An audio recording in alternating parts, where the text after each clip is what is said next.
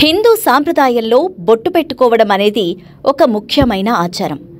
మహిళలు తమ తమ భర్తల క్షేమం కోసం వారు సౌభాగ్యంగా ఉండాలని బొట్టు ఖచ్చితంగా పెట్టుకుంటూ ఉంటారు. అయితే పూజ చేసేటప్పుడు బొట్టు పెట్టుకుంటారు. దేవాలయంలో దైవాన్ని దర్శించుకునేటప్పుడు బొట్టు పెట్టుకుంటారు. అయితే ఇందులో మరీ ముఖ్యంగా శివభక్తులు బూడిదను ధరిస్తే, విష్ణు భక్తులు నామాన్ని ధరిస్తారు. కానీ ఏదైనా బొట్టు కిందే వ్యవహరించబడుతుంది. ఇక పెద్దలు ఆశీర్వదిస్తూ కూడా కొన్ని సందర్భాల్లో కుంకుమ బొట్టు పెడతారు. ఈ క్రమంలోనే బొట్టు పెట్టుకునేందుకు చాలామంది కుడి చేతి ఉంగరం వేలునే వాడుతూ ఉంటారు. అయితే మీకు తెలుసా, అదే కాదు ఇతర వేళ్లతో కూడా బొట్టు పెట్టుకోవచ్చని?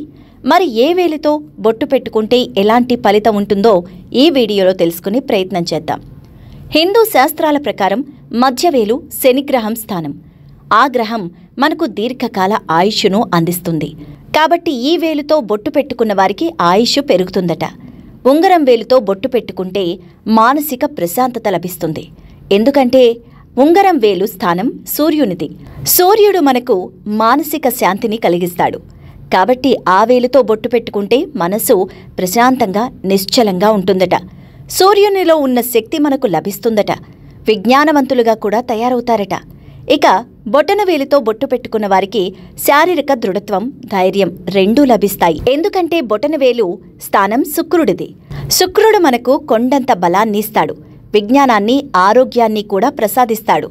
ఇక చూపుడు వేలుతో బొట్టు పెట్టుకుంటే మోక్షం సిద్ధిస్తుంది.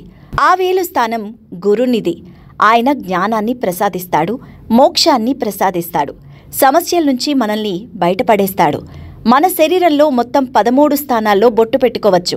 కానీ చాలామంది నుదుటిపైనే బొట్టు పెట్టుకుంటూ ఉంటారు. ఎందుకంటే ఆ స్థానం అంగారకుడిది. ఆయనకు ఎరుపు అంటే చాలా ఇష్టం. అందుకే ఎరుపు రంగు బొట్టును చాలామంది నుదుటి మీద పెట్టుకుంటూ ఉంటారు.